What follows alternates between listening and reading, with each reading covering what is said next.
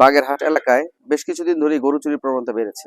সেজন্য আমাদের বাগেরহাট ডিবি এই গরু চোরদের ধরার জন্য সর্বাত্মক চেষ্টা চালিয়েছে, গোয়েন্দা রিপোর্ট সংগ্রহ করেছে এবং আমরা গোপনে সকল না হলেও মোটামুটি অনেক গরু চোরের উপরে নজরদারি করছিলাম।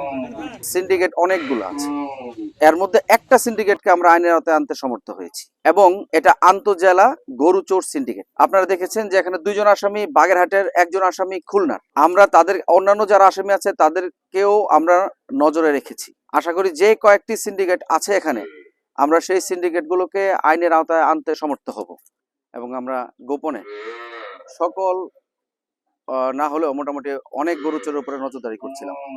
তারই ফলাফলে আমরা রামপালা এলাকা থেকে ইমরান শেখ এবং নাহিদ শেখ নামে 2 জন গরু চোরকে ধরতে সমর্থ হই। তাদেরকে জিজ্ঞাসাবাদে গতকাল রাতে অভিযান চালিয়ে আমরা খুলনা জেলার তেরোখাদা থানা এলাকা থেকে আরিফ মোল্লাকে গ্রেফতার করতে সমর্থ হই এবং আরিফ মোল্লার কাছ থেকে আমরা মোট 8টি গরু এবং 3টি বাছুর, টোটাল 11টি ছোট বড় গরু আমরা উদ্ধার করতে সমর্থ হই এবং এই ইমরান শেখ ও নাহিদ শেখ যে গরু চুরি করে গরু যে পরিবহন করত সেই ট্রাকটিও আমরা উদ্ধার করতে সমর্থ হই। আমরা টোটাল ইমরান শেখ, নাহিদ শেখ এবং আরিফ মোল্লা সহ 8টি গরু, 1টি ট্রাক বিজ্ঞ আদালতে আমরা সোপর্দ করছি। গরুগুলো, এই গরু আসামি সবকিছুই আমরা বিজ্ঞ আদালতে প্রডিউস করব এবং বিজ্ঞ আদালত যেমন সিদ্ধান্ত দিবেন সেভাবেই এই গরুগুলা